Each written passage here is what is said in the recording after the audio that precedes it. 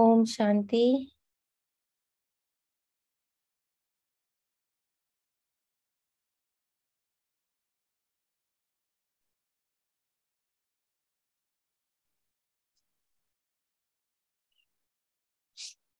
ओम शांति। सभी एकाग्र होते हैं।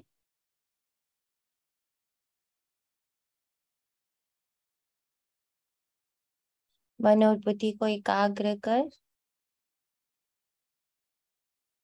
अपने लाइट और माइट स्वरूप को इमर्ज कर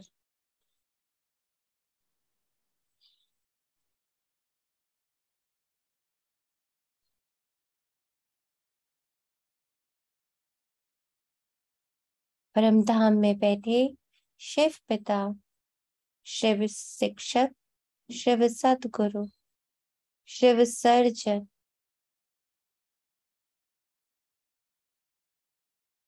आवाहन करते हैं बाबा का।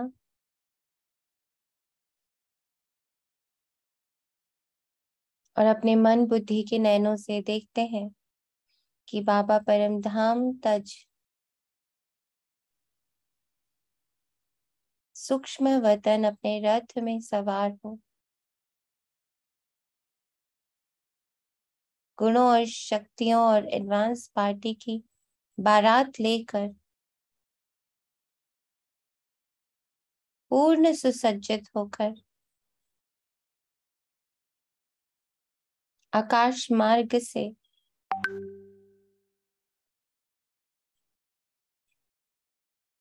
अग्निदेव, आकाश पिता, वायुदेव, जल देव को, धरती माँ को अपने वरदानों की, अपनी पधरामणि की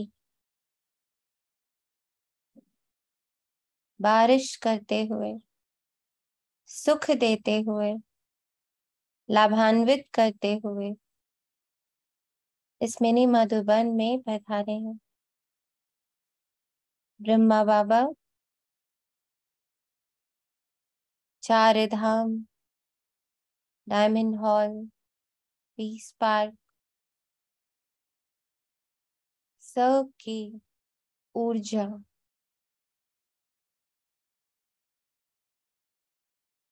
शक्तिशाली ऊर्जा को इस मधुबन में लेकर आए सौगात के रूप में।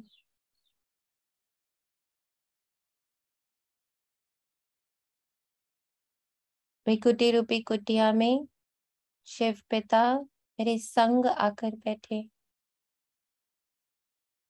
मुझ आत्मा को गोद में लिए।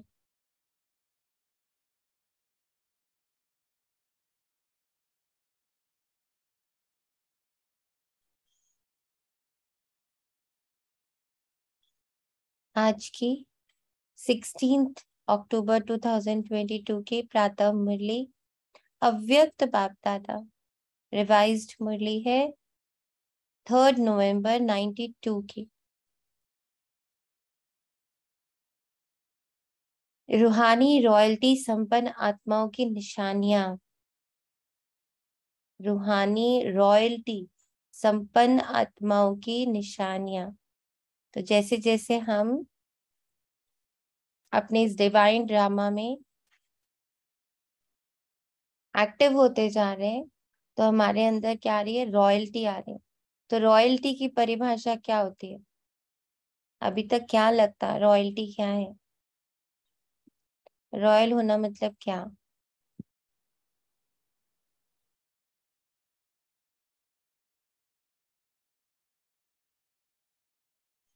ओम शांति दीदी। अभी जो गीत चला था, बाबा ने चलाया था ना, हम्म। बस उसमें जो सब कुछ बताया था दीदी, वो सब रॉयल्टी है। हम्म। और बहुत अच्छा गीत था दीदी। और है ना, ये गीत डेली सुनने जैसा है हम्म। कि डेली सुना जाए ना, तो और उसमें जैसे पिक्चराइज किया गया है कि, तो उस पिक्चराइजेशन से भी मतलब बुद्धि बहुत जल्दी समझती है। तो उसी में ही सारी रॉयल्टी बताई गई है। बताएं आपको क्या क्या समझ में आई। हाँ, उसमें जैसे दीदी ये बोला है ना कि है ना, कोई प्रलोभन दे रहा है, कोई ग्लानि भी कर रहा है, लेकिन मुझे क्या करना है? प्रसन्नता से उसे समाते जाना है, उसे क्षमा करना है ना। और बोला जैसे ना वो नदी बताई, एक ब्लैक नदी, एक वो, तो उसकी निर्णय करने की शक्ति इतनी थी कि वो वाइट नदी की तरफ गए, और कैसे भी तूफान आए लेकिन उन्होंने उसे हर तूफान को मुस्कुराते हुए सहजता से पार किया।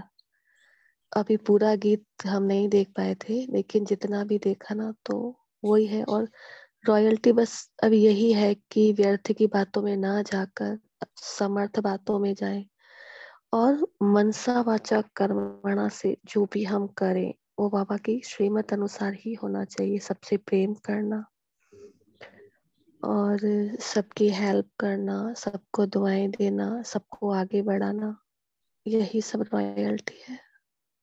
ओम ओम शांति। शांति। शुक्रिया। रूहानी रॉयल्टी। और किसी को आंसर समझ में आ रहा है रॉयल्टी क्या होती है? क्या लगता है रॉयल्टी क्या होती है? ओम शांति दी। ओम शांति। रॉयल्टी का एक मतलब ये भी समझ में आ रहा है, जैसे कनिका दीदी ने बोला कि हर परिस्थिति में सहज रहना, अपने आप को सर्वश्रेष्ठ स्थिति में बरकरार रखने का पुरुषार्थ करते रहना, और स्वराज्य का इसमें जैसे अपनी कर्मेंद्रियों पर आठों कर्मेंद्रियों का राजा बनके हर स्थिति में रहना, इस स्मृति में अपने आप को रखना। मुझे ये भी रॉयल्टी का ही एक पार्ट लग रहा है। Thank you. ओम शांति दीदी। और है ना, एक जो अपना ये लाइट माइट हाउस चल रहा है, फरिश्ता स्वरूप का जो हमारा लक्ष्य है, ये भी कहीं ना कहीं रॉयल रूप ही है। ठीक है, तो देखते हैं बाबा क्या कहता है रॉयल्टी का अर्थ। आज बाप दादा चारों ओर के अपने रूहानी रॉयल फैमिली को देख रहे हैं। सारे कल्प में सबसे रॉयल आप आत्माएं ही हो। वैसे हद के राज्य अधिकारी रॉयल फैमिली बहुत गाए हुए हैं, लेकिन रूहानी रॉयल फैमिली सिर्फ आप ही गाए हुए हो। आप रॉयल फैमिली की आत्माएं आदि काल में भी और अनादि काल में भी और वर्तमान संगम युग में भी रूहानी रॉयल्टी वाली हो। अनादिकाल स्वीट होम में भी आप विशेष आत्माओं की रूहानियत की झलक चमक सर्व आत्माओं से श्रेष्ठ है। आत्माएं सभी चमकती हुई ज्योति स्वरूप है, फिर भी आपकी रूहानी रॉयल्टी की चमक अलौकिक है।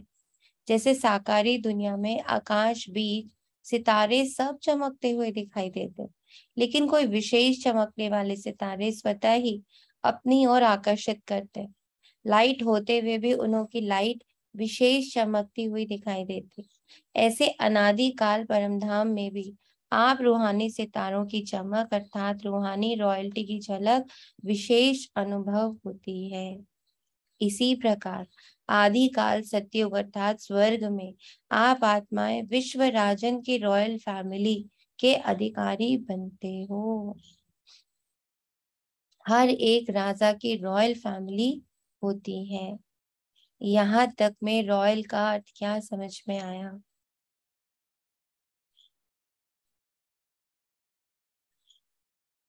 क्या समझ आया यहाँ तक में रॉयल का अर्थ?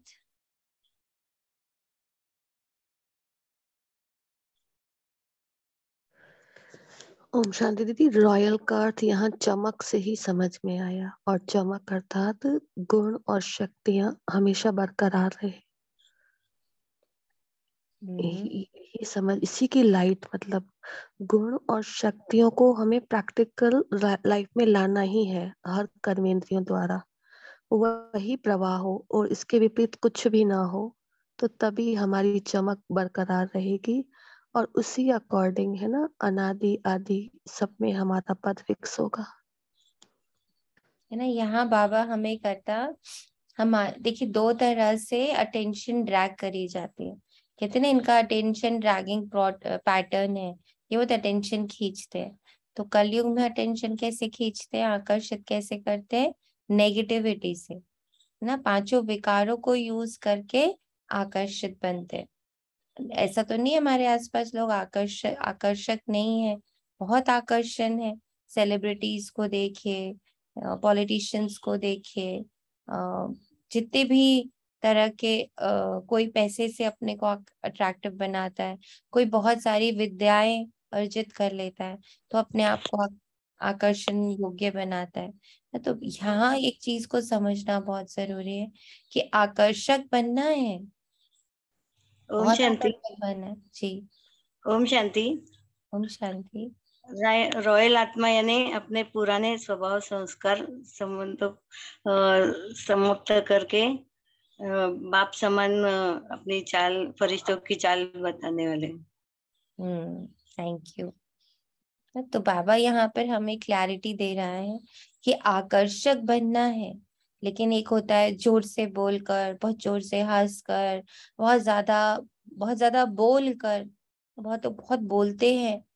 तो हमें ये चेक करना है कि मैं जो आकर्षण मूर्त बन रहा हूँ, मैं किसको यूज करके बन रहा हूँ,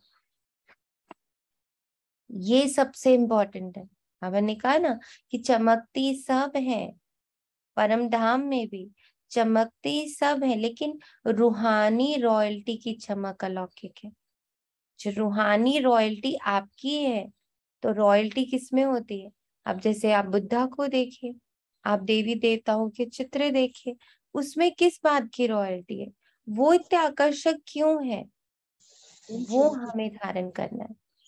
उनकी जो रॉयल्टी होती है, शांति, हर्षित मुक्ता, सहनशीलता, समाने की शक्ति, दुआ और वरदान देने की शक्ति, हमेशा देने की शक्ति, किसी को आगे करना है, किसी को मौका देना है, कुछ के लिए भी सबको आगे रखना इस रॉयल्टी। ओम शांति दीदी। और देखा जाए ना तो जैसे सावरी मूर्तियां है ना, जैसे कृष्णा की या बद्रीनाथ वगैरह में भी, वो भी बहुत आकर्षित कर रही हैं। आकर्षित कर रही है नहीं, आकर्षित करती आई है। हाँ उसका करते कारण हैं। ही यही है कि आपने किसी एक संस्कार को 2500 वर्ष जिया है। चूंकि वो हाँ 2500 वर्ष हमने उस संस्कार को जिया है, तो वो जो स्वरूप लोगों को याद है, वो जो स्वरूप लोगों ने देखा है, वो अविस्मरणीय है। उसकी सिर्फ फोटो से भी उतनी ही शक्ति प्रवाहित हो रही है। वो उसमें को सिर्फ देखते हैं और उनको उतनी शक्ति, तो उनको प्राप्तियां होती हैं। तभी तो बाबा कई बार कहता है कि तुम्हारे तो सिर्फ चित्र से लोगों को इतना फायदा हो जाता है, और अभी तुम चैतन्य हो लेकिन फायदा नहीं हो रहा। कारण हम्म, हम अपनी रॉयल्टी में नहीं है। हमारे जी। चित्र अभी भी लोगों को फायदा दे रहे हैं, हम नहीं दे पा रहे, क्योंकि अभी तक हमने अपनी रूहानी रॉयल्टी को जागृत नहीं किया है पूरी तरह से। हम करते हैं जागृत, पर हम उसमें क्या नहीं होते, हम 100% नहीं रह पाते। अभी हम लोगों का कंटिन्यूस में भी नहीं कंटिन्यूटी होती। भी नहीं हो पाता, निरंतर नहीं हो पाता। हाँ? तो बाबा कहते हैं लेकिन आप आत्माओं की रॉयल फैमिली की रॉयल्टी व देव आत्माओं की रॉयल्टी सारे कल्प में और किसी रॉयल फैमिली की हो ही नहीं सकती। जैसे आज भी जो आशा दीदी बता रहे थे कि अभी जो संतों का सम्मेलन हुआ था बहुत वाइड स्केल में, तो उसमें जो संत आए थे उनको दो बातें बिल्कुल डाइजेस्ट नहीं हो रही थी। एक की तीन तीन 30 लाख फैमिलीज जो हैं अपने ब्रह्मा कुमारीज में, जो कि कपल हैं, वो लोग पवित्रता में रहते। ये बात उनको बिल्कुल डाइजेस्ट नहीं हो रही थी। ये रॉयल्टी उनको बिल्कुल भी समझ नहीं आ रही थी कि ये पॉसिबल ही नहीं है। और दूसरा उनको यहाँ दिख रहा था कि भी यहाँ कोई एक महात्मा नहीं है जिसके ऊपर सब कुछ चल रहा है। यहाँ तो जिससे बात करो वही एक महात्मा दिखाई देता है, उसी की अपनी एक विशेषता दिखाई देती। तो ये दो चीजों से वो लोग काफी प्रभावित हुए थे। तो अब हमें ये देखना है कि हमारी कौन सी रॉयल्टी, हमारी कौन सी विशेषता को बाबा ने देखा। हाँ, बाबा ने मेरी एक विशेषता ही तो देखी। बाबा कहता है हर बच्चे की विशेषता अनुसार उसे मैंने चुना। तो क्या देखी जो उन्होंने मुझे चुना? ओम शांति दी। ओम शांति। मुझे लगता है हमारी सबसे एवर प्योर धरनी है, दैट्स व्हाई, क्योंकि हम सबसे सर्वप्रथम है ना। जो मतलब हमारे में जो गुण शक्तियां जो बोल रहा है ना, वो फलीभूत होने वाली, वो जो धरनी मेरे पास है, मतलब बाबा का डायरेक्ट बच्चा बन के, वैसी धरनी किसी के पास नहीं आती, सो इसलिए कह सकते हैं। लेकिन आप आत्माओं की रॉयल फैमिली की रॉयल्टी व देव आत्माओं की रॉयल्टी सारे कल्प में और किसी रॉयल फैमिली की हो नहीं सकती। इतनी श्रेष्ठ रॉयल्टी चैतन्य स्वरूप में प्राप्त की है, जो आपके जड़ चित्रों की भी कितनी रॉयल्टी से पूजा होती है। सारे कल्प के अंदर रॉयल्टी की विधि प्रमाण और कोई भी धर्म पिता, धर्म आत्मा या महान आत्मा की ऐसे पूजा नहीं होती। तो सोचो, जब जड़ चित्रों में भी रॉयल्टी की पूजा है, तो चैतन्य में कितने रॉयल फैमिली के बनते हो। तो इतने रॉयल हो व बन रहे हो, अभी संगम पर भी रूहानी रॉयल्टी अर्थात फरिश्ता स्वरूप बनते हो, रूहानी बाप की रूहानी रॉयल फैमिली बनते हो। तो अनादि काल, आदि काल और संगम युग काल, तीनों काल में नंबर 1 रॉयल बनते हो। ये नशा रहता है कि हम तीनों काल में भी रूहानी रॉयल्टी वाली आत्माएं हैं। ये नशा रहने का बाबा ने कह दिया और नशा चढ़े, ऐसा हो सकता है क्या? ऐसा हो रहा है क्या?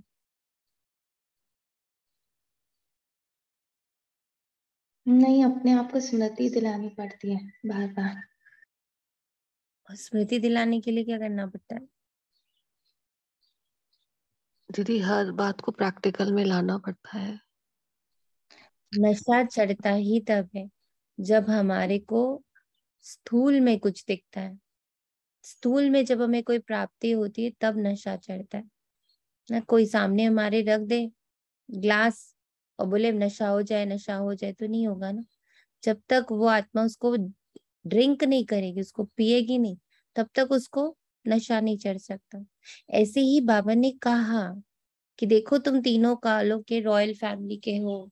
बाबा ने बताया भी कि देखो ऐसे ऐसे तुम रॉयल हो, कैसे तुम फरिश्ता हो, कैसे तुम देवता हो ना, कैसे तुम पूजनीय हो ना। 5 स्वरूप ही बाबा घुमा रहे, लेकिन हम 5 स्वरूपों का नशा नहीं उठा पाते, नशा नहीं रहता हमारे अंदर, कारण उसे हर कर्म में उतार नहीं पा रहे हम। जो कि प्रैक्टिस कर रहे हैं कि देखने, सुनने, बोलने सब में हम उसको उतारें। पर जिस पल हम इसे पूरा उतारते और उसका हमें इफेक्ट दिखता कि यस, जब मैंने उसको फरिश्ते, मैंने जब उस आत्मा को दिव्य दृष्टि से देखा, मैंने जब दिव्य बातें सुनी, उसकी दिव्यता को सुना, मैंने दिव्य बोल बोले, मैंने दिव्यता खाई, मैंने दिव्यता पी, और उसके बाद जो बॉडी में इफेक्ट आता है या जो संबंध संपर्क है उसमें जो इफेक्ट आता है, उससे नशा चढ़ता है। तो अगर हम पढ़ते रहेंगे, हम कहते रहेंगे कि बाबा ने कहा भाई ये 3 नशा होने चाहिए, स्मृति में भी ले आएंगे कि हाँ भाई हमारे अंदर ये 3 नशे होना है ना, कि हम तो सतयुग के भी, संगम युग के भी ना, सतयुग के, संगम युग के और द्वापर युग के, तीनों के हम रॉयल, रूहानी रॉयल फैमिली के हैं। पर ये कहना और फिर उसको जीना, तो हमें फर्क है ना। जब तक हम जीना नहीं शुरू करेंगे, हमें ये नशा बरकरार नहीं रहेगा। जीना मतलब इन सभी बातों को पी लेना, पी लेना मतलब अपने कर्म में लेकर आना। इस रूहानी रॉयल्टी का फाउंडेशन क्या है? संपूर्ण प्योरिटी। संपूर्ण प्योरिटी ही रॉयल्टी है। तो अपने से पूछो कि रूहानी रॉयल्टी की झलक आपके रूप से सबको अनुभव होती है? रूहानी रॉयल्टी की फलक हर चरित्र से अनुभव होती है। लौकिक दुनिया में भी अल्पकाल की रॉयल्टी ना जानते हुए भी चेहरे से, चलन से अनुभव होती है ना। लौकिक दुनिया में भी अल्पकाल की रॉयल्टी ना जानते हुए भी चेहरे चलन से अनुभव होती है ना। तो रूहानी रॉयल्टी गुप्त नहीं रह सकती, वो भी दिखाई देती है। सुना? अगर अंदर में वो जागृत हो गई है मैंने उसे पूरी तरह से समझ लिया है, धारण कर लिया है। तो बाबा कह रहे हैं वो गुप्त नहीं रह सकती, दिखेगी लोगों को कि ये रॉयल है। तो हर एक नॉलेज के दर्पण में अपने को देखो कि मेरे चेहरे पर चलन में रॉयल्टी दिखाई देती है या साधारण चेहरा, साधारण चलन दिखाई देती है। जैसे सच्चा हीरा अपनी चमक से कहाँ भी छिप नहीं सकता, ऐसे रूहानी चमक वाले, रूहानी रॉयल्टी वाले छिप नहीं सकते। तो इसलिए अगर अभी भी हमें दिखता कि भाई हमसे वो रॉयल्टी की झलक, वो फलक, वो नशा, सब कुछ दिख नहीं रहा है लोगों को, बाहर कहीं प्रत्यक्षता नहीं हो रही, यानी मेरे अंदर अभी पूरी तरह प्योरिटी नहीं आई है। प्योरिटी ऑफ थॉट्स, मेरी सोच की प्योरिटी, मेरी समझ की प्योरिटी, मेरे देखने, सुनने, बोलने, चलन, कर्म में आने, संबंध, संपर्क में प्योरिटी का वास अभी नहीं हुआ है। तो आज किस देवी को बहुत बनाना है हमें, प्योरिटी, उससे बहुत बातें करनी है, समझना है कि पवित्रता का गहरा अर्थ क्या है। अव्यक्त वाणियां निकालनी है पवित्रता पर, कि कहाँ मैं अभी भी चूक रहा हूँ। क्या लगता, कहाँ चूक रहे हैं अभी भी?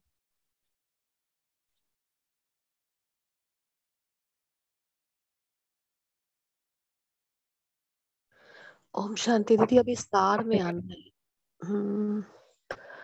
सार में वही हाँ, अब समेटते समेटते सार में आना है, यही अब लग रहा है। और बाकी बच्चों को लग रहा है कुछ? ओम शांति। ओम शांति। मुझे तो अभी मैंने मुरली पूरी पढ़ ली थी सुबह, पर अब ज्वाइन किया तो मुझे तो आज मुरली पढ़ के ये लगा कि मेरी वृत्ति में हर आत्मा के प्रति पवित्रता नहीं आ रही, मतलब उसके हर आत्मा के प्रति एकदम नहीं आ रही, उसको चेंज करके करना पड़ता है। अच्छा, नहीं शुभ भावना, शुभ कामना इसके प्रति भी, तो अभी पवित्रता में यहाँ कमी लग रही है। और क्या लग रहा? दूसरे दिख जा रहे हैं, वो पवित्रता लग रही। सिर्फ मैं दिखूं, बाबा दिखे, वो नहीं हो रहा है, कभी कभी दूसरे दिख रहे हैं। करेक्ट।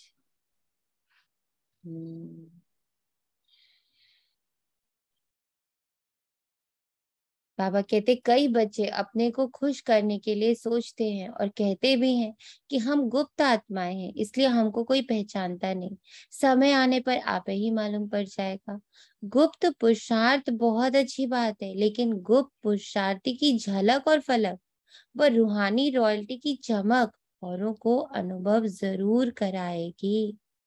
तो आज हमें अपनी रूहानी रॉयल्टी की परिभाषा को अपने अंदर क्लियर करना कि क्या ऐसा हो, क्या ऐसा है मेरे देवताई स्वरूप में।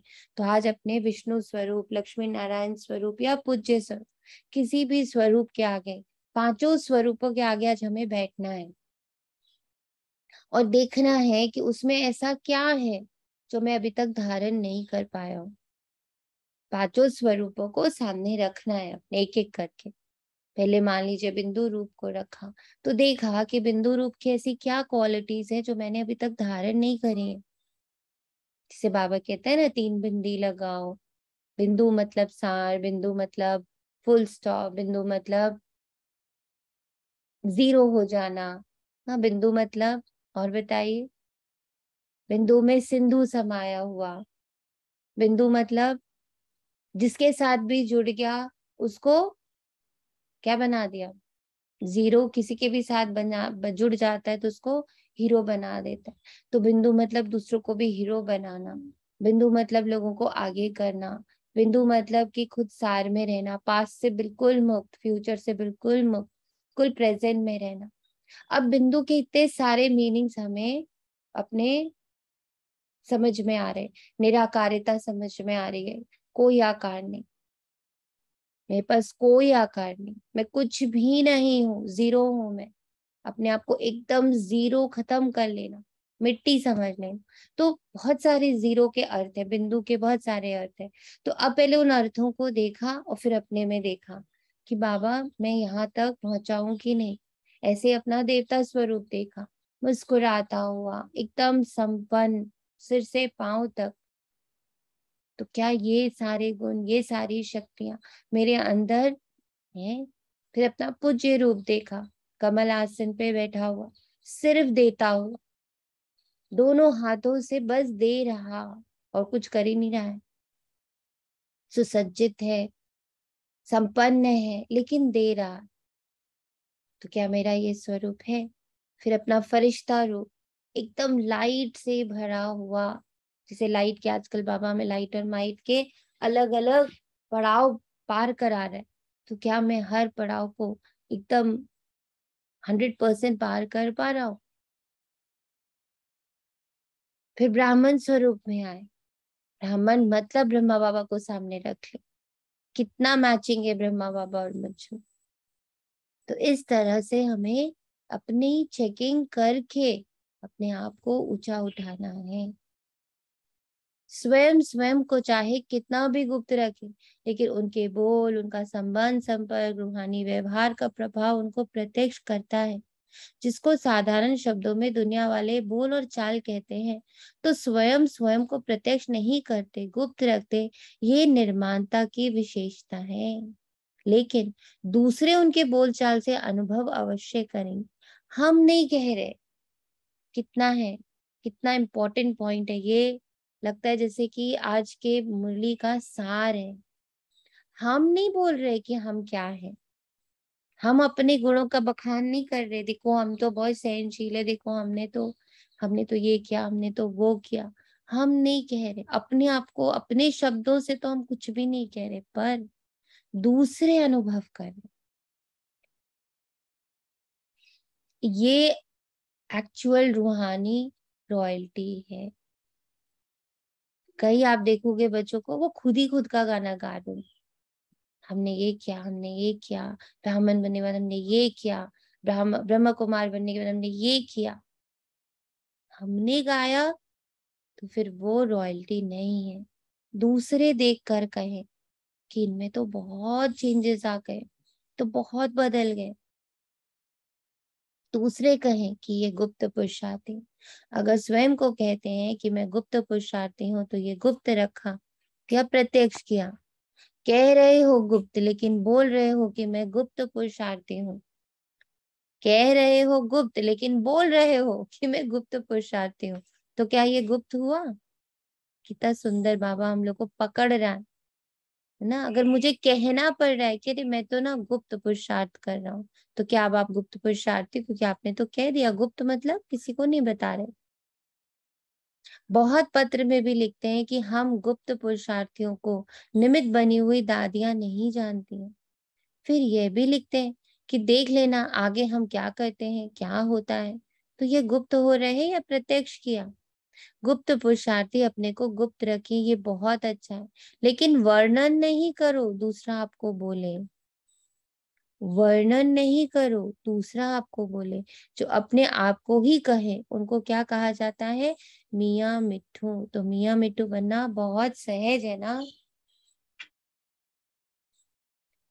क्या समझ आया? व्हाट इज रूहानी रॉयल्टी?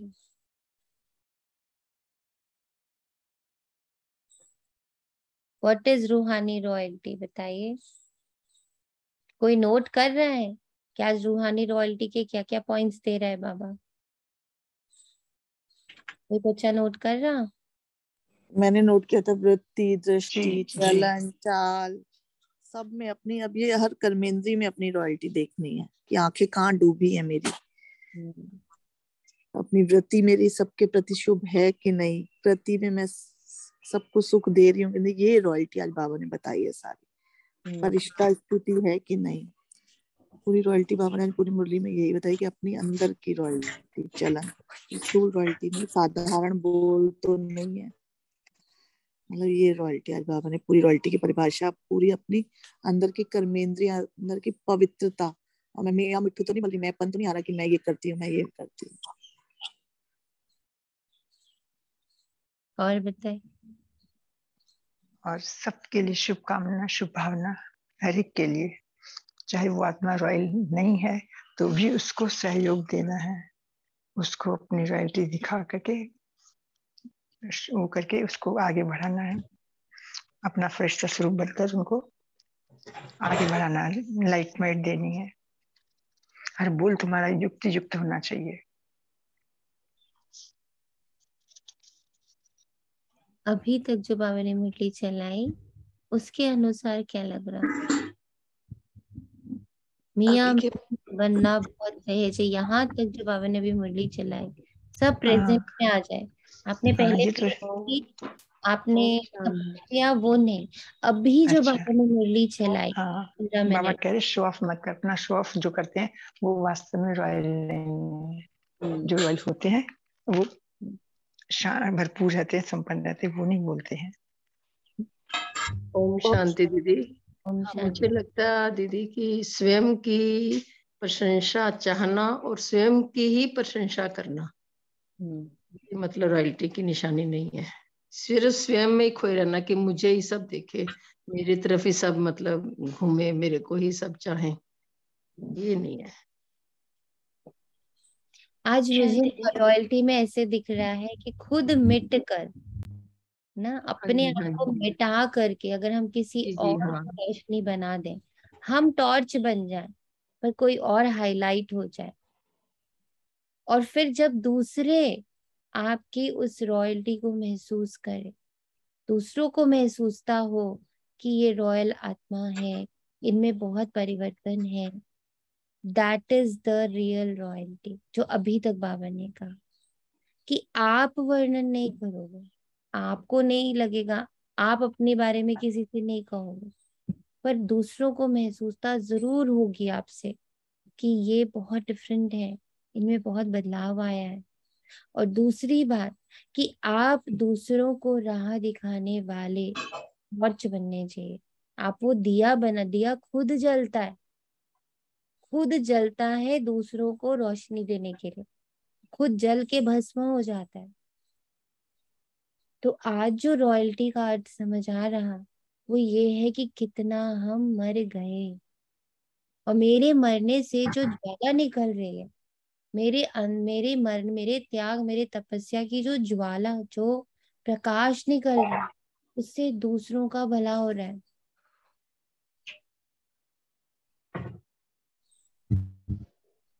ओम शांति दीदी। ये ऐसे ही हो गया ना दीदी, जैसे हर चीज को जैसे ना बाबा आपसे करवाते हैं, फिर आप उसको प्रैक्टिकल लाइफ में करके जब हमें वो होमवर्क के रूप में देते हैं तो वो हमें करना बहुत इजी हो जाता है। तो फिर हमें ये हमारे मन में मतलब ये आता है ना कि पहले इस चीज को हमने कितना पढ़ा सुना लेकिन समझ में नहीं आया, लेकिन अभी कितना इजी हो रहा है। तो यही तो रॉयल्टी की प्रत्यक्षता है ना। रॉयल्टी का। ओम शांति। बोलिए। बोलिए बोलिए। मैं बोल रही थी, एक जैसे पानी और शक्कर नहीं रहती, शक्कर अपना त्याग कर लेती है, पानी में घुल जाती है, दिखता तो पानी करे वो मिठास करे दिखती, उसकी आइडेंटिटी। मिठास हमें मिलती पर शक्कर दिखाई नहीं देती। करेक्ट। ऐसे ही मेरा प्यार, हम्म जब मैं सबके साथ घुल जाती हूँ हम्म। और मतलब मेरी शुभ भावना लगती है, वो मैं नहीं दिखूंगी लेकिन उन सब में शुभ भावना जो दुआ दिखेगी। मम्मी जी निकाल रही है।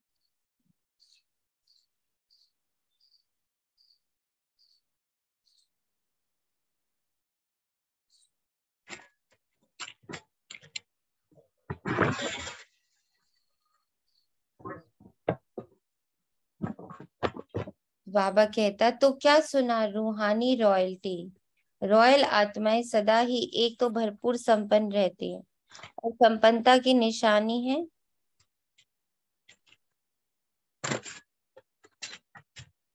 किसी का म्यूट ऑन है। ओ बेड़ा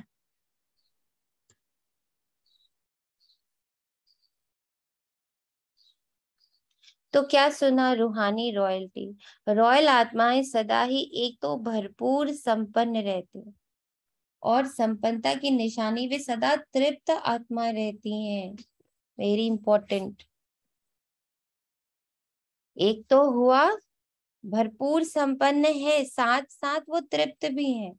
तृप्त आत्मा हर परिस्थिति में हर आत्मा के संबंध संपर्क में आते हुए जानते हुए संतुष्ट रहती है, चाहे कोई कितना भी असंतुष्ट करने की परिस्थितियां उनके आगे आए।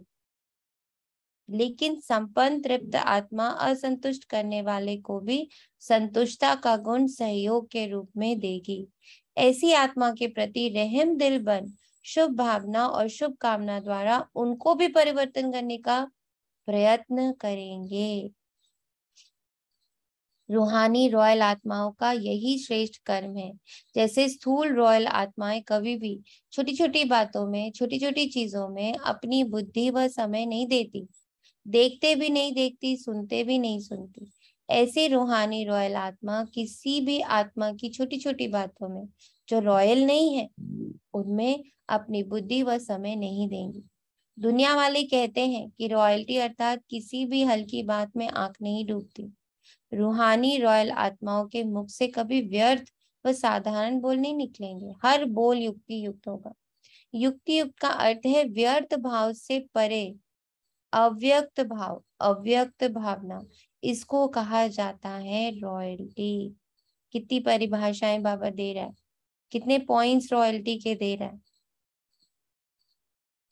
अब दूसरा पॉइंट बाबा ने जो दिया वो है मैं अंदर से इतना तृप्त हूं, इतना संतुष्ट हूं। अब अपनी तृप्तता और संतुष्टता को ग्रेडिंग देनी है कि मैं कितना संतुष्ट हूँ, कितना तृप्त। क्योंकि जब तक मैं तृप्त नहीं होगा, मैं संतुष्ट नहीं होगा, मैं दूसरे को कोई सहयोग नहीं दे सकता। हमने जरा सा किसी को देखा, बहुत मान लीजिए कोई बोलने में अच्छा है या कोई धारणाओं में बहुत अच्छा है, या लौकिक में हम लोग देखते हैं कोई बहुत धनवान है, सबके बच्चे बहुत अच्छे निकल गए। अब ये देखते ही अगर मेरे अंदर छोटापन महसूस हो गया, यानी मैं तृप्त नहीं हूं, मुझे अपनी इम्पोर्टेंस नहीं पता है।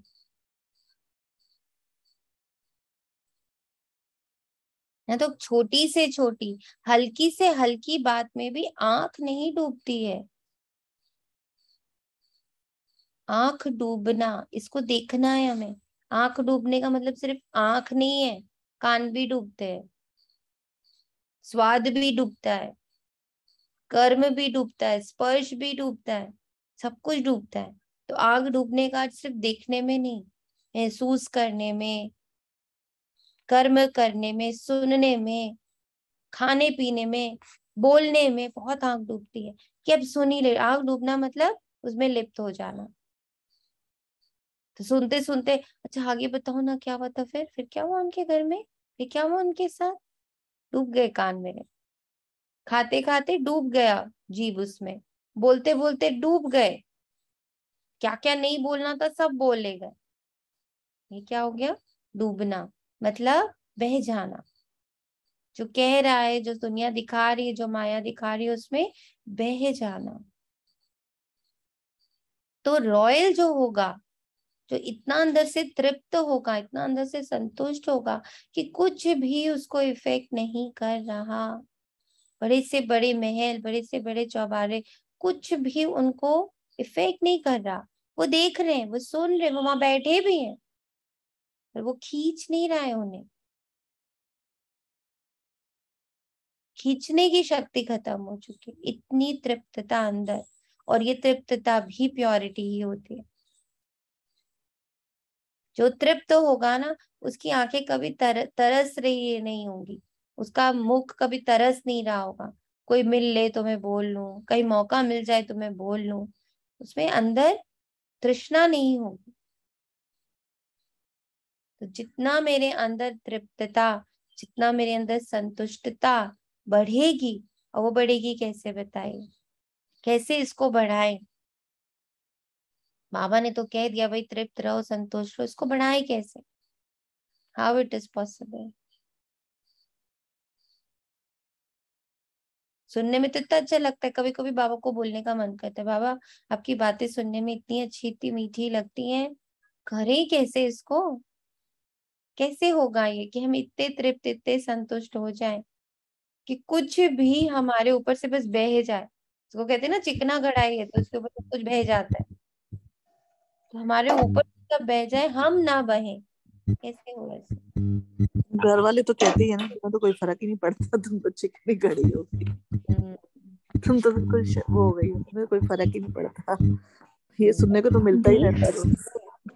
तो फिर ये तो लेकिन रॉयल है ना, घर वाले कहते हैं बट अपने अंदर थोड़ी उतना रस रहता है, कभी कभी निरसन आ जाता है।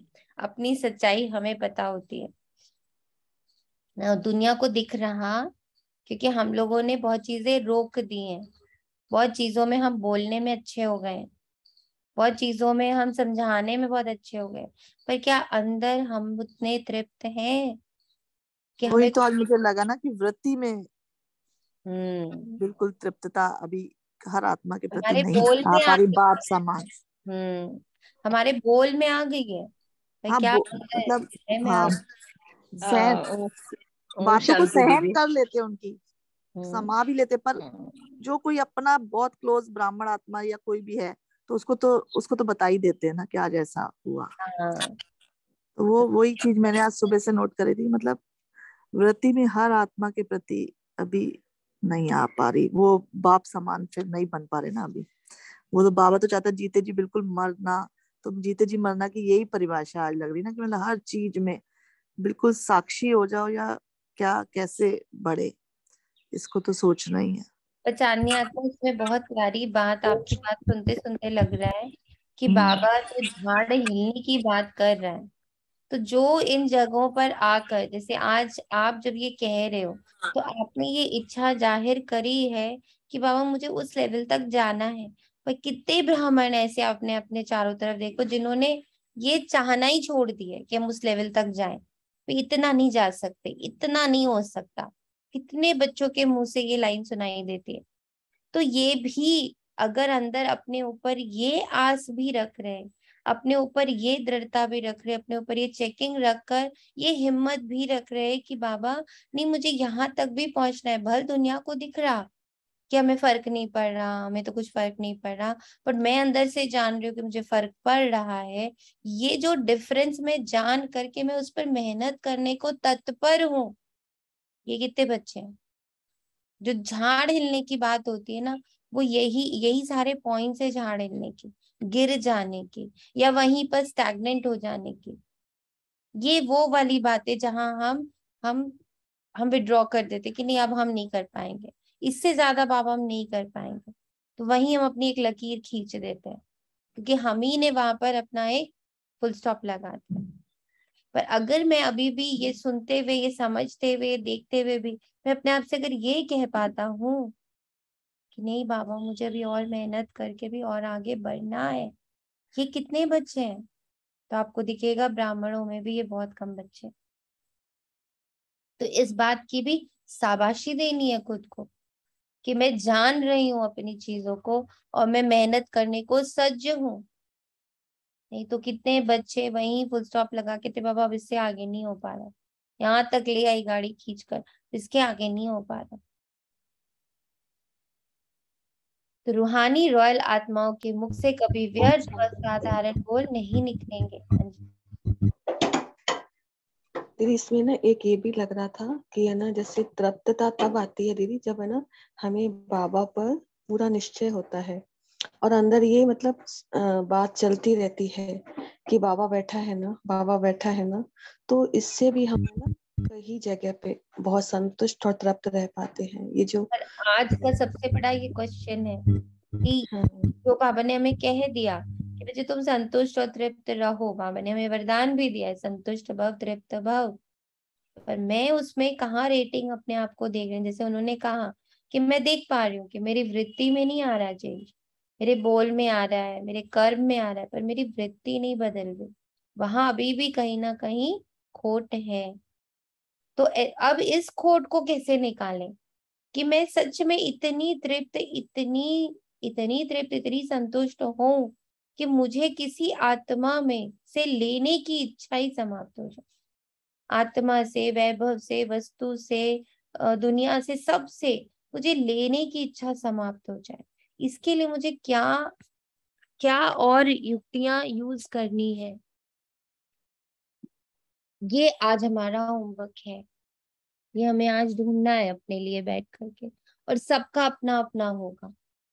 कोई ये नहीं कह सकता कि हाँ कल ये आंसर बना के लाएंगे, हम लोग सब सुन लेंगे और हमारा हो जाएगा। आपका उससे कोई भला नहीं होगा। जो ओटे सो अर्जुन, जो खोदेगा उसी को खजाना मिलेगा। क्योंकि आपकी, बाबा कहते हैं ना, एक ना मिले दूसरे से, तो आप किसी से प्रेरित हो सकते हैं। माना कल 5 बच्चे आंसर लेकर आते हैं, ठीक है, उन 5 बच्चों के आंसर से आप प्रेरित हो सकते हो, पर वो आंसर आपके लिए नहीं हो सकता है। अगर आप किसी और के आंसर पर वर्क कर रहे हो, इट मीन्स अभी भी आप अपना राह नहीं पकड़े हो। ये बहुत इंपॉर्टेंट है। हम अभी भी अगर दूसरों के आंसर्स पर चल रहे हैं, यानी हम सही ट्रैक पर नहीं, क्योंकि एक ना मिले दूसरे से। जब हम दोनों के जीवन ही सेम नहीं है, जब हमारे दोनों की परिस्थितियां ही सेम नहीं है, तो हम दोनों के आंसर सेम कैसे हो सकते हैं? दवाई सेम कैसे ही हो सकती है? ये तो वो वाली बात हो गई कि किसी को वायरल हुआ, एक डॉक्टर ने एक प्रिस्क्रिप्शन लिखा और वही प्रिस्क्रिप्शन सबको घुमा दिया गया, तो सब ठीक हो जाते हैं? नहीं होते ना। हर जना, सबको पता है मुझे वायरल ही हुआ, लेकिन हर जना डॉक्टर के पास जाता ही जाता है, और डॉक्टर हर एक का अलग प्रिस्क्रिप्शन लिखता ही लिखता है, सेम प्रिस्क्रिप्शन नहीं लिखता है। अकॉर्डिंग टू आपकी परिस्थिति, आपकी आज का जो टेस्ट रिपोर्ट है उसके अकॉर्डिंग वो दवाइयां लिखता है। हो सकता है आपको डायबिटीज है, तो वो दवाई नहीं लिखेगा जो आपकी डायबिटीज को इफेक्ट करे। हो सकता है आपको हाई बीपी है, तो उसके अकॉर्डिंग, तो उसकी हर प्रिस्क्रिप्शन अलग होती है। तो हम हर बच्चे की प्रिस्क्रिप्शन अलग ही होने वाली है। हम दूसरे को देखकर अगर अपना प्रिस्क्रिप्शन नोट कर ले रहे, अच्छा इन्होंने कहा ये वाला स्वमान का अभ्यास करने से ना इनका ये ठीक हो गया, मैं भी वही स्वमान का अभ्यास करूं और मेरा शायद ठीक हो जाए, तो उसमें शायद ही लगा रहेगा, एक्यूरेट नहीं होगा। एक्यूरेट आप जब मेहनत करोगे, आप बाबा के साथ बैठोगे, तब आपको पता चलेगा कि आपके लिए कौन सा स्वमान है, आपके लिए कौन सी विधि है। इसीलिए बाबा रोज कहता है, अपने आप मुरली पढ़कर अपना प्रिस्क्रिप्शन बाबा से लो, एक न मिले दूसरे से। ओम शांति दीदी।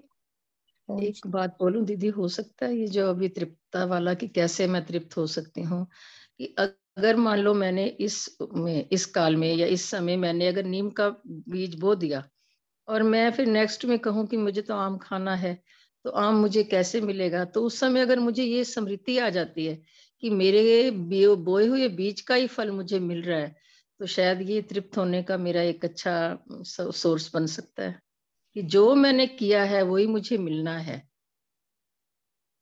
कर्म का फल मिलना ही मिलना है। तो ये मतलब तृप्तता का एक साधन हो सकता है। आप सोच सकते हो, ये तो आपके लिए है। जी जी जी, ये थोड़ा सा एकदम ध्यान में आया तो आपसे डिस्कस किया। अभी ये करेंगे कि कल सभी कोशिश करेंगे। हम लोग अभी 28 बच्चे हैं, हम सभी अपने 28 आंसर्स निकाल के लेकर आएंगे। नॉट कि हमारे आंसर से किसी और का भला होने वाला, हमारे आंसर से सिर्फ हमारा भला होने वाला। हाँ, हमारा आंसर दूसरे आत्मा को प्रेरित कर सकता है कि अच्छा इसको प्रिस्क्रिप्शन मिल गया तो फिर मुझे भी मिलेगा, इसको डॉक्टर ने सही दवाई दी तो मुझे भी ये डॉक्टर सही दवाई देंगे। पर आप में से कितने हैं जो दूसरे प्रिस्क्रिप्शन लिखवा कर आते और वही दवाई खा लेते? कौन कौन ऐसा करता है? कौन कौन ऐसा करता है कि दूसरे से प्रिस्क्रिप्शन लेकर के अपनी पर्चा लिख, अपनी दवाइयां मंगा ली और खा ली? चाहे आपको भी डायबिटीज है, मुझे भी डायबिटीज है, सेम डायबिटीज है, फिर भी क्या आप ऐसा करते हो? करोगे कि जो मेरे हस्बैंड के लिए डॉक्टर ने दवाई लिखी है वही मैं भी खा लूं? ऐसा करोगे? क्या करोगे? क्या करेंगे हम सब? बताएं क्या करेंगे? कुछ भी नहीं करेंगे? आवाज आ रही है? मैं तो पर्सनली लिखवाना चाहूंगी अपना। और बाकी लोग सब सेम दवाई ले लेंगे? क्या करेंगे? नहीं, पूछेंगे कई बार बुखार में, वो कहते हैं युगल की यही दवाई खा लो। मैं कहता पता नहीं मुझे सूट करे ना करे। करे। मैं भी यही कहती हूँ दीदी।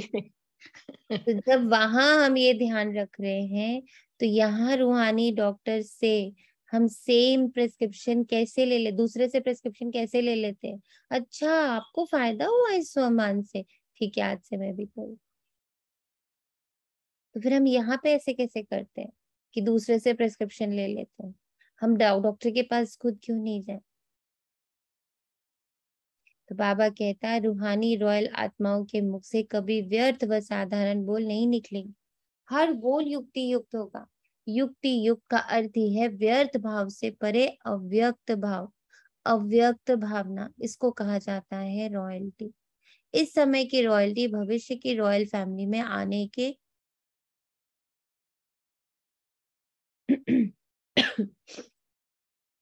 इस समय की रॉयल्टी भविष्य की रॉयल फैमिली में आने के अधिकारी बनाती हो। तो चेक करो, वृत्ति रॉयल है। वृत्ति रॉयल अर्थात सदा शुभ भावना, शुभ कामना की वृत्ति से हर एक आत्मा से व्यवहार में आए। रॉयल दृष्टि अर्थात सदा फरिश्ता रूप से औरों को भी फरिश्ता रूप देखे। कृति अर्थात कर्म में सदा सुख देना, सुख लेना। इस श्रेष्ठ कर्म के प्रमाण संपर्क में आए। हाँ जी दीदी, अभी जो ये आपने ये बोला ना कि हमें दूसरे का प्रिस्क्रिप्शन नहीं लेना है, वो दीदी समझ में आया। बट क्या होता है कि उसको कभी यूज करके देखते हैं तो ऐसे होता है ना, जैसे कि वो मेडिसिन हमने यूज करके देखी तो मुझे बहुत फायदा हो गया है ना, तो मैं उसको ले सकती हूँ। और जैसे कि है ना, कोई उस राह पे चल रहा है, मुझे बोला कि आप इस रास्ते पे चलो, आप मंजिल पे पहुंच जाओगे, तो दीदी फिर हम मंजिल पे भी पहुंच जाते हैं। तो दीदी जैसे कि मुझे सामने वाले से सिर्फ मटेरियल मिला, और वो सब्जी वो मुझे खुद अपने तरीके से बनानी है, मटेरियल मुझे मिल गया, इस तरह से भी दीदी ले सकते हैं दीदी? फिर ये मेरी समझ तो ये कहती है कि हमें जहां से, जिस सोर्स से उसको मिल रहा है, why not we connect to the source? Why we want to connect with the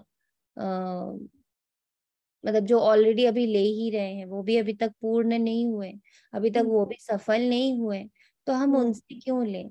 हम जहाँ जिस सोर्स से उनको मिल रहा है, हम सोर्स से कनेक्ट क्यों ना? ओरिजिनल स्टोर, ओरिजिनल मतलब। आपकी बात सही है, हम कनेक्ट सोर्स से ही हैं, देने वाला बाबा ही है। आपके द्वारा हमें कोई गाइड मिला तो वो बाबा ने दिया, हम ये नहीं कहेंगे हमें सोनिया दीदी ने दिया, बाबा ने ही दिया है। बट उसपे है ना, उसको है ना यूज तो करना पड़ेगा ना। आपने मुझे टूल्स दे दिए, लेकिन उसको यूज तो करना पड़ेगा ना दीदी। वो ठीक है रोशनी आत्मा, यूज करेंगे, पर जब हम किसी के अनुभवों से चल रहे हैं, तो कहीं ना कहीं हम अपनी बुद्धि यूज नहीं कर रहे हैं।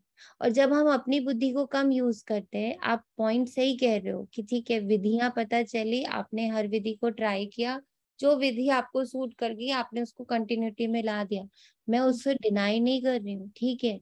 लेकिन अगर हमें और फास्ट होना है, तो हमें साइड बाय साइड अपनी ये मेहनत, अपनी बुद्धि को ये भी लेसन देना है कि हमें डायरेक्ट सोर्स से कनेक्ट होना है, क्योंकि अब हम वाया वाया चल रहे हैं। दी ये बात मैं भी कहती हूँ, मैंने भी बोला कि अपनी गोट तो नशा चढ़े, वो आपकी बात सही है, बाबा भी यही कहता है।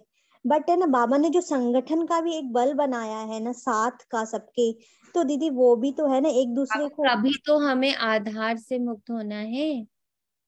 हाँ दीदी, वो होना है। मेहनत तो साथ साथ करनी ही करनी है कि हम आधार से मुक्त हो। मानो आज कोई ऐसा सैटेलाइट प्रॉब्लम आ जाती है और एकदम से नेट कनेक्शन आज अभी एकदम रुक जाता है, सारी दुनिया के लिए एकदम फुल स्टॉप में आ जाता है, ठीक है।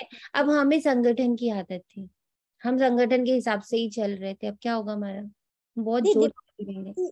हाँ दीदी, वो आप आधार दो तरह के होते हैं ना, एक पूरा डिपेंड हो जाना कि भाई ये चीज पता नहीं, कहाँ चलता है रोशनी आत्मा कि हम कब डिपेंड हो जाती है पता ही नहीं चलता। ये बात बिल्कुल सही है, कभी हमें पता पता ही नहीं चलेगा कि कब हम कब आप डिपेंड हो इंडिपेंडेंट चल जाते रहे हैं। और कब हम पूरी तरह डिपेंडेंट चल रहे हैं। इसके लिए जब बीच बीच में बाबा कैसी भट्टी करते हैं, बाबा बिल्कुल गायब कर देता है कि जो 15 दिन अब है ही नहीं, 21 दिन अब हम है ही नहीं। ये सब बाबा क्यों करता है कि कहीं बच्चे आधार से कनेक्टेड। आज ब्रह्मा बाबा ने जब शरीर छोड़ा था, कभी उस सीन को याद करिए, कोई बच्चा तैयार नहीं था, किसी बच्चे को दूर दूर तक ऐसी अंदर से थॉट नहीं था कि बाबा जा भी सकता है अचानक से। और बाबा का जाने के बारे में किसी को बताया नहीं गया कि बाबा जा रहा है, क्यों। और उसके बाद क्या हुआ, बहुत जोर से हिला है पूरा यज्ञ, कितने बच्चे गिर गए, क्योंकि उस समय ये वाला पॉइंट भी था, अरे कहा गया था कि बाबा शरीर छोड़ देंगे तो विनाश हो जाएगा, ऐसा तो कुछ हुआ नहीं, यानी कि यहाँ पे कुछ सच नहीं है। अचानक से ब्रह्मा बाबा चले गए, अचानक से मम्मा वाले पार्ट में फिर भी बच्चे इतने नहीं हिले थे क्योंकि ब्रह्मा बाबा थे ही संभालने के लिए, तो ब्रह्मा वाले पार्ट में बहुत बच्चे हिले थे, बिल्कुल झाड़ जोर से हिला था, कारण आधार। और आप लोग 69 की जो बाबा ने जब शरीर छोड़ा था, जैसे ही ब्रह्मा बाबा ने शरीर छोड़ा था, उस समय की मुरलियां पढ़ लीजिए, बहुत क्लैरिटी मिलेगी आपको कि बाबा ने कैसे कहा। एक मुझे तो याद है वो मुरली, जब बाबा ने कहा कि जब छत तैयार हो जाती है ना तो पिलर्स हटा दिए जाते हैं, फिर छत अपने आप को खड़ा रखती है, नहीं तो कितने सारे डंडे लगाए जाते हैं ना, उसके बाद सिर्फ 4 पिलर्स रह जाते हैं। और 4 पिलर्स बाबा ने क्या बोला, किसी आत्मा को नहीं बनाया, ज्ञान योग धारणा सेवा, 4 पिलर्स ये बनाए बाबा ने। बाबा कहता नहीं है कि अभी आगे तो ये तो कोरोना में तो सैटेलाइट तुम्हें मिल गई है ऑनलाइन, आगे तो और ये भी नहीं मिलेगा, तो फिर कैसे करोगे, तो कैसे ये चलाओ, कैसे तो ये चलाओगे। चीजें धीरे धीरे हमें अपनी चेकिंग भी करनी है। अब जैसे सोनिया आत्मा अमृत वेला आप लोग कराते थे तो करते रहे, तो एक आदत सी पड़ गई थी, अब मैंने अमृत वेला अपने आप करना शुरू कर दिया, मैं नहीं ऑन करती 4 बजे। थोड़ा सा हर चीज करनी पड़ती है, नहीं तो एकदम डिपेंडेंट हो जाता है कि अच्छा अमृत वेला चला लो, फिर अपनी तो अपना मंथन अपनी बातें तो बाबा से रह ही जाती थी। ये छोड़िए, आप लोगों को बहुत बड़ी बात बता रही हूँ, मैं सेवा पे डिपेंडेंट होती चली जा रही थी। मैंने कई बार ये अपने अंदर महसूस किया कि अगर सेवा नहीं तो मैं उठी ही नहीं, तो जाना कि बाबा लो, मेरे का तो आधारी सेवा बनती चली जा रही, सेवा है तो उठ रहे, सेवा नहीं है तो नहीं उठ रहे, आ रहा है अलबेलापन, आज नहीं उठेंगे, आज नहीं उठेंगे, आज आज आज दूसरे करा लें, आज हो गई भट्टी खत्म हो गई, अब थोड़े दिन थोड़ा आराम से। तो ये चीजें कब हम किस चीज पर डिपेंडेंट हो रहे हैं हमें ही नहीं पता। इसके लिए बाबा कहता है कि तृप्तता, संतुष्टता और खुद को खड़ा रखने की ताकत होनी चाहिए, वो चेक करते जाना है साथ साथ कि अगर मुझे कोई मुरली नहीं भी सुना रहा है तो भी मैं विधियां निकाल करके अपना दिनचर्या फिक्स कर सकती हूँ, अपने लिए अपनी भट्टी बना सकती हूँ। जी उस दिन भी यही किया। आपकी मुरली में ज्यादातर अब मैं अटेंड नहीं होती, मतलब मैं रिकॉर्डिंग सुन लेती हूँ बाद में, पर मैंने उस दिन यही किया। मैंने कहा सोनिया दीदी ने जो सुनाया वो उनके अनुभव में, मैं बाबा से अपने अनुभव लूं, तो मैंने करेक्ट, यही पॉइंट है। और अमृत वेला भी खुद से ही करते हैं, अब डिपेंड होके नहीं करते हैं, वो तो है दीदी बिल्कुल। हाँ ना, तो दोनों चीजों का बैलेंस कर लिया, कभी हमने बीच में संगठन के साथ भी कर लिया, ताकि संगठन को शक्ति, आप जब संगठन से जुड़ते हो, हम जब संगठन से जुड़ते हैं तो संगठन को शक्ति मिलती, उसमें जो कमजोर आत्माएं होती हैं, जो नहीं कर पा रही हैं, जिनसे नहीं हो रहा है, उनको हमारा बल मिलता है। ठीक है, तो दोनों चीजों का बैलेंस, कभी तो बाबा बोलते हैं बैलेंस करके चलना है कि मेरा संगठन में आना, कई बार सिर्फ संगठन में आना अनेक आत्माओं का बल हो जाता है, अनेक आत्माओं को लगता है अच्छा, क्यों, क्योंकि हमारी वहां पे शुभ भावना, शुभकामना, हमारी स्थिति संगठन को इफेक्ट कर रही होती है। अगर मैं वहां पर नहीं हूं तो कई बार कई बच्चे गिर रहे होते हैं, तो हमें दोनों चीजों का बैलेंस देख के चलना कि बहुत जरूरी है, बैलेंस से ही ब्लेसिंग्स मिलेंगी, बैलेंस हर चीज का, बैलेंस संगठन का, हर चीज का महत्व है, बाबा बोलता है। तो बाबा कहता है इस समय की रॉयल्टी भविष्य की रॉयल फैमिली में आने के अधिकारी बनाती है। तो चेक करो, वृत्ति रॉयल है, वृत्ति रॉयल अर्थात सदा शुभ भावना, शुभकामना की वृत्ति से हर एक आत्मा से व्यवहार में आए। रॉयल दृष्टि अर्थात सदा फरिश्ते रूप से औरों को भी फरिश्ता रूप देखे, कृति अर्थात कर्म में सदा सुख देना, सुख लेना। एक एक चीज बाबा बता रहे हैं, देखने से लेके करने तक। कृति अर्थात कर्म में सदा सुख देना, सुख लेना। इस श्रेष्ठ कर्म के प्रमाण संपर्क में आए। ऐसे रॉयल बने हो कि बनना है। ब्रह्मा बाप के बोल और चाल, चेहरे और चलन की रॉयल्टी को देखा। ऐसे फॉलो ब्रह्मा बाप, साकार को फॉलो करना तो सहज है ना। ब्रह्मा को फॉलो किया तो शिव बाप को फॉलो हो ही जाओगे। एक को तो फॉलो कर सकते हो ना। बाप समान बनने की पॉइंट्स तो रोज सुनते हो।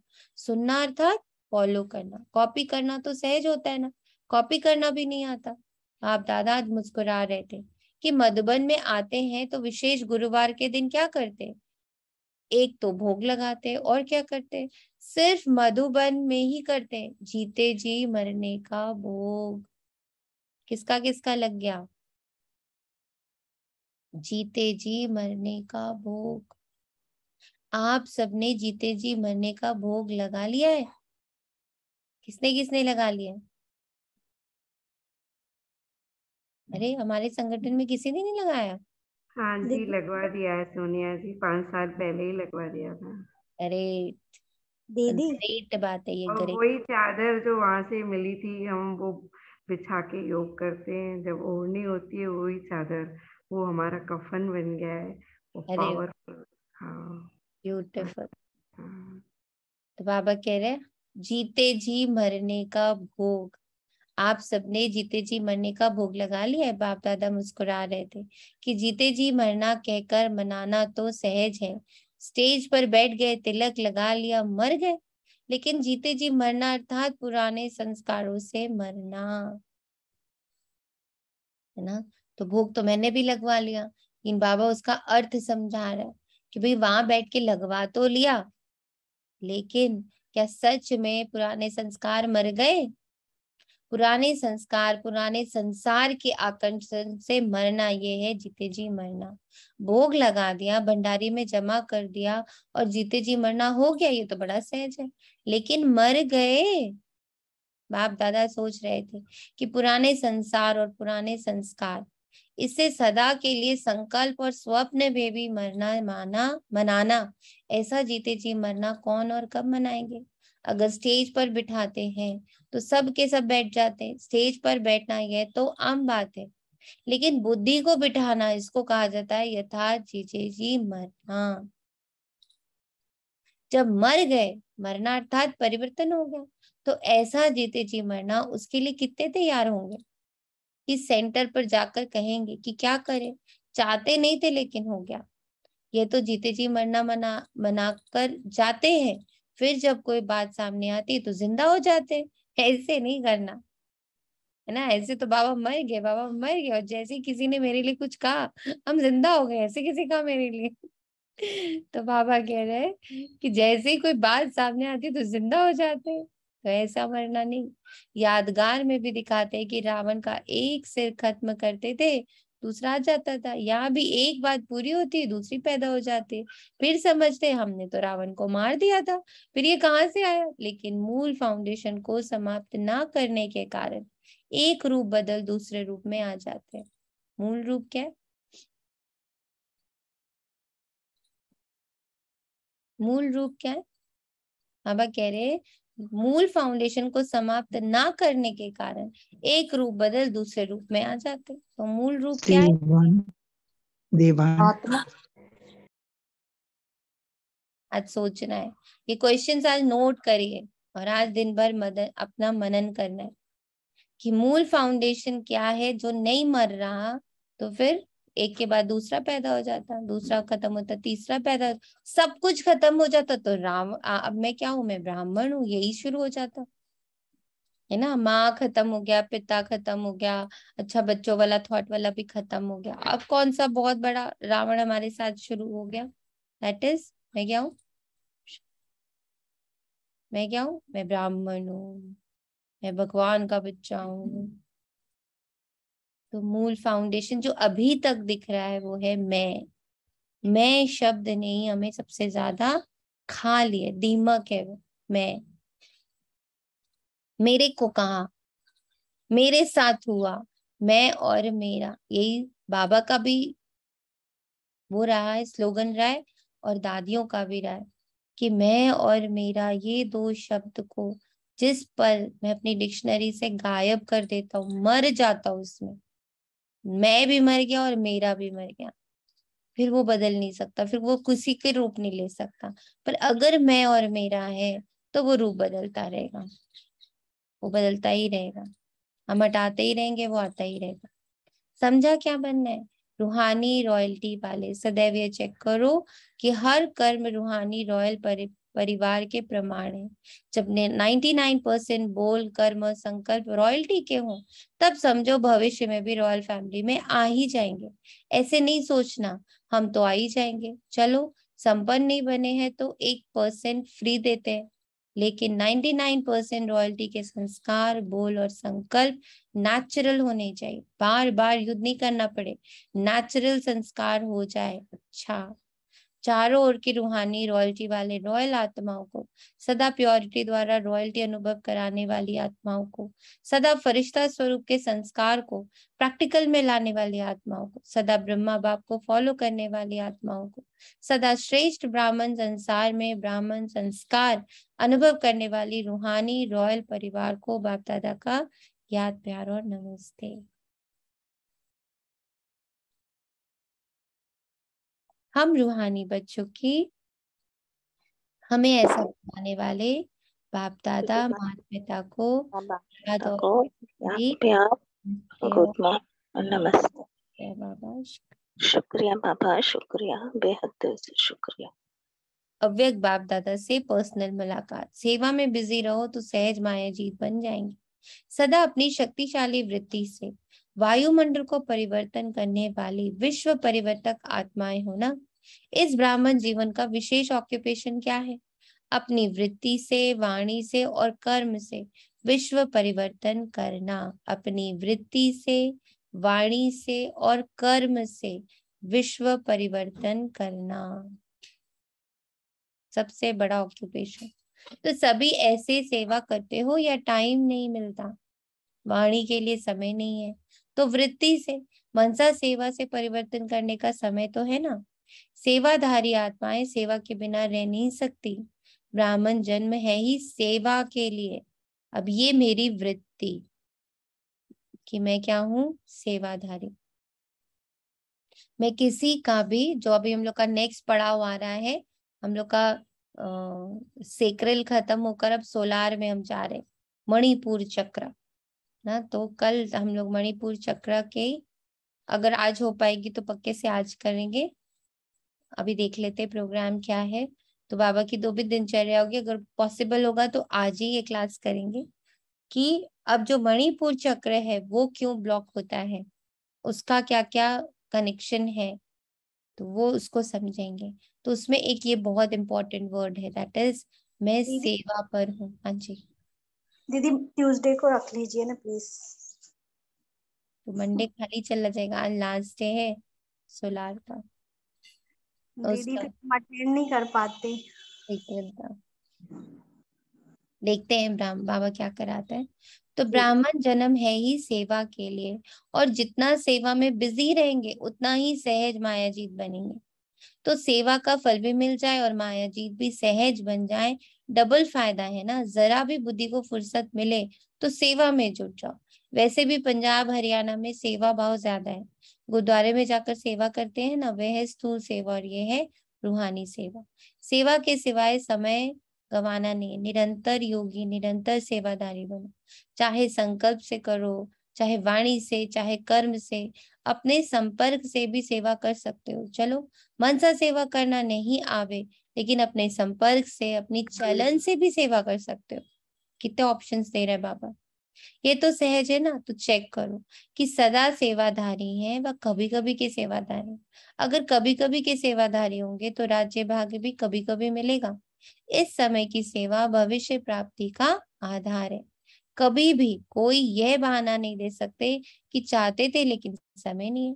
कोई कहते शरीर नहीं चलता है, टांगे नहीं चलती, क्या करें। कोई कहते कमर नहीं चलती, कोई कहते टांगे नहीं चलती, लेकिन बुद्धि तो चलती है ना, तो बुद्धि द्वारा सेवा करो। आराम से पलंग पर बैठ के सेवा करो। अगर कमर टेढ़ी है तो लेट जाओ, लेकिन सेवा में बिजी रहो। बिजी रहना ही सहज पुरुषार्थ है, मेहनत नहीं करनी पड़ेगी। बार बार माया आवे और भगाओ तो मेहनत होती है, युद्ध होती है। बिजी रहने वाले युद्ध से छूट जाते हैं। बिजी रहेंगे तो माया की हिम्मत नहीं होगी आने की। तो जितना अपने को बिजी रखेंगे उतना ही अपनी आपकी वृत्ति से वायुमंडल परिवर्तन होता रहेगा। कोई भी ब्राह्मण आत्मा ये नहीं सोच सकती कि क्या करे, वायुमंडल बहुत खराब है तब तो परिवर्तन करते हो। खराब ही नहीं होगा तो क्या करेंगे, अच्छे को बदलेंगे क्या? तो विश्व परिवर्तक का काम है बुरे को अच्छा बनाना है, तो बुरा तो होगा ही, बुरे को अच्छा बनाने वाले आप। विश्व परिवर्तन का कार्य किया है तब तो अब तक भी आपका गायन है। विश्व परिवर्तन का कार्य किया है तब तो अब तक भी आपका गायन है। शक्तियों के गायन में आपकी कितनी महिमा करते हैं, तो अपनी महिमा सुनते हुए खुशी होती है ना। अपनी महिमा सुनते हुए खुशी होती है ना, तो महिमा को फील भी करना है कि जो महिमा आज ना आरती की किताब निकालनी, जय जगदम्बे ना, दुर्गा स्तुति, ये सब चीजें निकालनी है और देखना है कि ये जो महिमा मेरी लिखी गई है, मैं इसमें कहाँ तक चरितार्थ हुई हूँ। अच्छा वरदान है, सेवा का प्रत्यक्ष फल खाते एवर हेल्दी वेल्दी और हैप्पी रहने वाले सदा खुशहाल भव। जैसे साकार दुनिया में कहते हैं कि ताजा फल खाओ तो तंदुरुस्त रहेंगे, हेल्दी रहने का साधन फल बताते हैं, और आप बचे तो हर सेकंड प्रत्यक्ष फल खाने वाले हो। इसलिए यदि आपसे कोई पूछे कि आपका हालचाल क्या है, तो बोलो हाल है खुशहाल और चाल है फरिश्तों की। हम हेल्दी भी हैं, वेल्दी भी हैं और हैप्पी भी हैं। ब्राह्मण कभी उदास नहीं हो सकते। हाल है खुशहाल और चाल है फरिश्तों वाली, और हम तो सदा ही हैप्पी हैं। तो हेल्दी भी है, वेल्दी भी है और हैप्पी भी है। तो सेवा का प्रत्यक्ष फल खाते रहना है और एवर हेल्दी रहना है। स्लोगन है, पवित्र आत्मा ही स्वच्छता और सत्यता का दर्पण है। पवित्र आत्मा ही स्वच्छता और सत्यता का दर्पण है। सूचना है आज की, आज मास का तीसरा रविवार है। शाम को 6:30 से 7:30 तक सभी भाई बहनें एक ही शुद्ध संकल्प परिवर्तन का लेते हुए विश्व परिवर्तन के महान कार्य में सहयोगी बने। अनुभव करे कि बाप दादा के मस्तक से शक्तिशाली किरणें निकल मेरी भ्रिकुटी पर आ रही हैं, और वही किरणें मेरे द्वारा अपनी निजी संस्कारों का परिवर्तन करते हुए संसार परिवर्तन का कार्य कर रही हैं। तो सभी आज 6:30 to 7:30 बैठेंगे। हो सकेगा तो हम लोग संगठन में बैठेंगे, जितने बैठ सकेंगे वी विल सिट एंड हम लोग ये योग करेंगे। और एक ही संकल्प है, शुद्ध संकल्प परिवर्तन। तो मेरे निजी संस्कार से संसार में परिवर्तन हो रहा है। ओम शांति। शुक्रिया बाबा, तेरा तुझको अर्पण है।